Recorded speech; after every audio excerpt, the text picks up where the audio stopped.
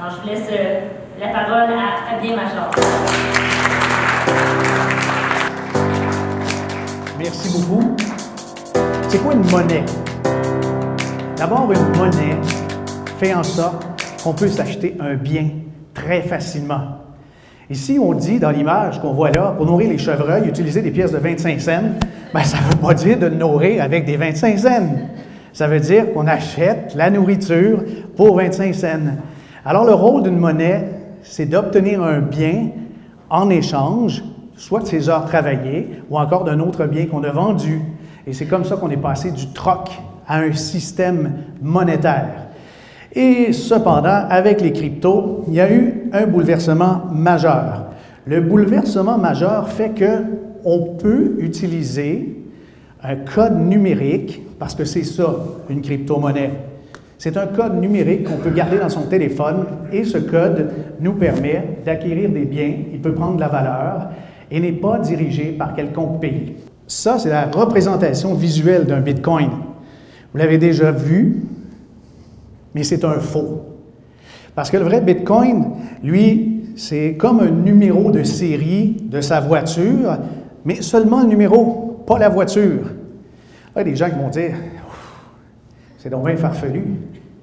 Ça n'a pas de bon sens, me semble. Qu'est-ce que je peux faire avec ça? Comment ça se fait qu'on peut donner de la valeur à quelque chose de semblable? » Alors, est-on devant une monnaie, oui ou non? Pour savoir si on est devant une monnaie, moi, je vous invite à faire le test de la Heineken. C'est très simple.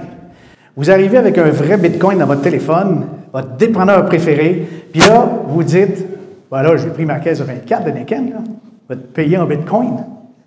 Qu'est-ce qu'ils vont dire? Qu'est-ce qu'ils vont dire? Il ne veut pas, hein? Je sors une plaquette d'or, je dis, ça, c'est de l'or véritable, apprenez-vous? Tu penses que oui? Ça se peut, s'il y a de quoi mesurer et valider que c'est bel et bien de l'or. S'il prend de l'or américain, je gage 100$ qu'il va le prendre. Alors, c'est ça le test d'une monnaie, c'est qu'on est capable de l'échanger facilement et ça a cours légal. En ce moment, le Bitcoin a cours légal dans très peu d'États. On a la République Centrafrique, on a des petits États, je crois que le Venezuela ou Salvador. Mais bref, c'est des États qui ont une cote de crédit à néant. Est-ce que le Canada devrait adopter le Bitcoin comme monnaie pour rejoindre ces pays-là? Pas certain, parce que nous, on a la cote de crédit la plus élevée au monde. Une monnaie repose non plus sur des réserves d'or, mais ça repose principalement sur la confiance et les infrastructures d'un pays. Et le Canada, bien, on a des richesses, on a des institutions, on a aussi la confiance et la stabilité. Alors, les cryptos, si ce n'est pas de la monnaie, qu'est-ce que c'est exactement? Bien, les cryptos, ça doit se comparer, si vous voulez faire vraiment un parallèle intéressant. Moi, je les appelle les actifs numériques, des timbres, des toiles, des antiquités, des objets de collection. Ça se compare comme ça. Ce sont des actifs, on peut les mettre dans son bilan, mais la valeur, elle repose beaucoup dans l'œil de celui qui l'observe et d'une forme de demande. Ici, on a quelque chose d'assez unique qui vaut pas mal plus cher qu'un Bitcoin. Vous allez rire un peu, là. C'est une carte Pokémon. Une carte Pokémon qui a été adjugée à 900 000 $.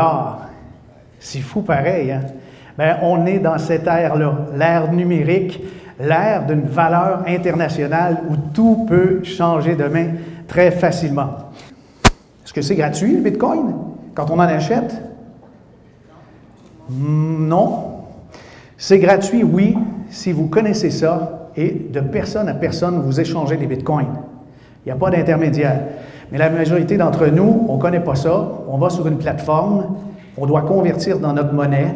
Il y a des échanges, ça peut passer par la Corée, ça revient par la Thaïlande, ça s'en va au Paraguay, ça remonte au Canada, ça retourne aux États-Unis, ensuite c'est rendu chez nous, tout le monde se prend une petite cote, ça finit que ça coûte 5 %.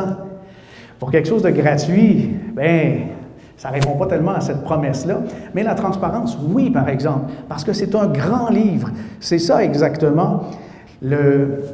le principe de la chaîne de blocs. On a un grand livre qui est ouvert et dans ce livre-là, toutes les transactions sont répertoriées.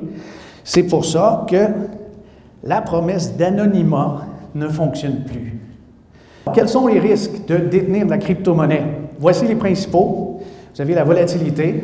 Quand on a un actif qui passe de 68 000 à 20 000 dans le temps de le dire, c'est sûr qu'on ne peut pas se fier là-dessus pour dire je vais faire des paiements, parce que le temps que ça se rende, ça peut monter, ça peut baisser, ça crée des insatisfaits des deux côtés. Les défis de sécurité et de fraude sont immenses, au niveau de la fiscalité aussi, et la réglementation, parce que de plus en plus, les pays exigent aux organisations de plateformes de négociation d'avoir une transparence et de dévoiler l'identité de ceux qui en possèdent. Même sur nos rapports d'impôts, maintenant, on pose la question, possédez-vous des crypto-monnaies? Vous dites non, vous êtes dans le trouble. Si vous choisissez des investissements qui sont basés sur de la spéculation, choisissez les bons. Pour un investisseur, c'est important d'investir dans ce qu'on connaît. Et quand on a des actifs dont il n'y a pas de valeur intrinsèque sous-jacente, comme c'est le cas avec un Bitcoin, moi je vous dis, spéculez dans ce que vous comprenez. Et tant que vous ne comprenez pas très bien le principe derrière le Bitcoin, vous n'en avez probablement pas besoin tout de suite. Merci beaucoup.